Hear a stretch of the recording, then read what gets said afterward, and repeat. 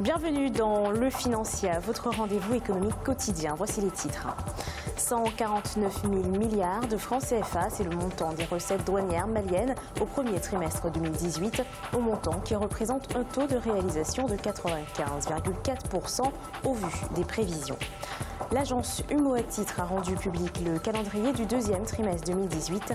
520 milliards de francs CFA devraient ainsi être mobilisés par les États de l'UMOA au 30 juin 2018 par voie d'adjudication.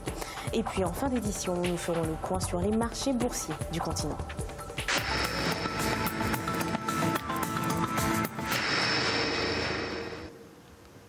Au Mali, les recettes douanières du premier trimestre 2018 se chiffrent à un peu plus de 149 000 milliards de francs CFA. Les prévisions s'établissaient, elles, à plus de 156 milliards de francs CFA. Les recettes sont tout de même en légère hausse par rapport à celles réalisées en 2017 sur la même période. Les précisions de Cheikh Omar Bandaogo.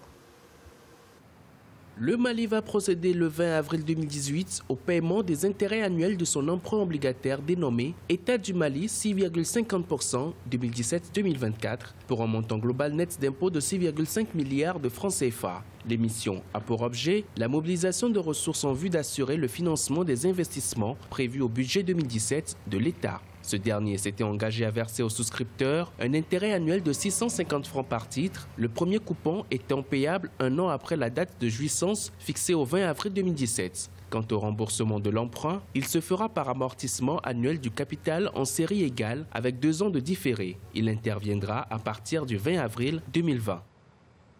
Le Burkina Faso investira 68 milliards de francs CFA, soit 128 millions de dollars pour lutter contre l'insécurité alimentaire dans le pays. L'information a été donnée par Paul Kabatieba, le Premier ministre du gouvernement. Cette situation d'insécurité alimentaire qui inquiète les autorités burkinabées serait due à une baisse des récoltes lors de la dernière campagne agricole. Selon les Nations Unies, le déficit céréalier du pays serait de 477 000 tonnes. 520 milliards de francs CFA, c'est le montant des prévisions du volume global des titres publics émis par les États membres de l'Union monétaire ouest-africaine. C'est ce qu'indique la mise à jour trimestrielle de l'agence UMOA Titres. Ce montant est à lever par voie d'adjudication. Les explications à ce sujet de Marcel Farba-Maroun. Dans sa mise à jour trimestrielle du calendrier annuel des émissions de titres publics des États membres de l'UMOA, l'agence UMOA Titres a rendu public le calendrier du deuxième trimestre 2018. 520 milliards de francs CFA devraient ainsi être mobilisés par ces États au 30 juin 2018. Selon les responsables de la dite agence, ce montant est à lever par voie d'adjudication. Il est réparti en bons du Trésor pour 200 milliards de francs CFA et en obligations du Trésor pour 320 milliards de francs CFA. Ainsi, 125 milliards de francs CFA devraient être émis en avril, 200 milliards de francs CFA en mai et 195 milliards de francs CFA en juin. On remarque qu'en 2017, par exemple, c'est près de 2800 milliards de francs CFA qui ont été élevés. Au second trimestre 2018, on est déjà à plus de 500 milliards. Donc ça montre effectivement il y a un suivi, il y a une dynamique qui est permanente, qui est constante. Et les États savent qu'effectivement cette agence est crédible à renforcer les capacités de leurs différents trésors publics, de leurs administrations.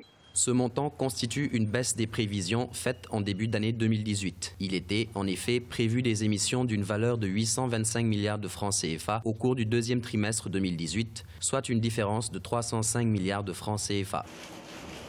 Vous savez, entre les prévisions et puis la réalisation effective, en besoin de financement, des choses peuvent arriver en cours de route. On peut se dire que des problèmes sociaux, par exemple, qui avaient pu être anticipés par les États, ont pu trouver un début de résolution qui fait que les États n'ont plus besoin d'emprunter sur le marché des capitaux.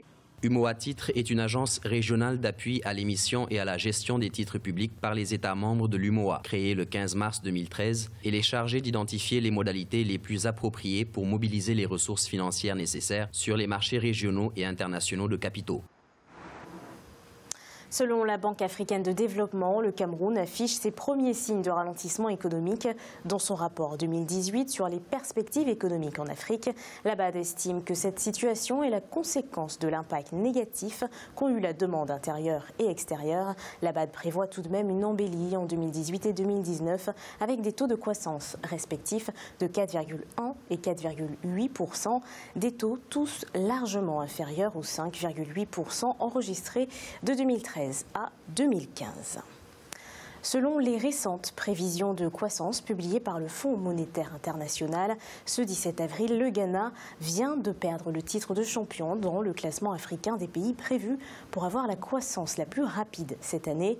C'est l'Éthiopie qui devrait lui ravir cette position avec un chiffre de 8,5% contre 6,3% pour le pays ouest-africain.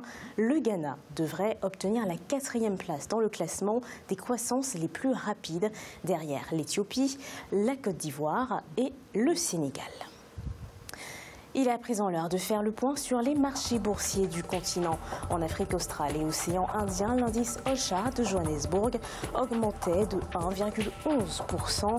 L'indice de Nairobi enregistrait une baisse de 1,07%. La bourse de Maurice était en baisse de 0,37% et l'indice du Botswana était en baisse de 0,11%. En Afrique de l'Ouest et centrale, l'indice nigérian perdait 0,04%. La BRVM d'Abidjan perdait 0,97% et la bourse du Ghana gagnait 0,18%. En Afrique du Nord, l'indice tunisien était en hausse de 0,73%, l'indice égyptien gagnait 2,18% et la bourse de Casablanca était en baisse de 0,34%. C'est la fin de cette édition du Financia. Merci de nous avoir suivis. On se retrouve bientôt pour un nouveau rendez-vous de l'économie.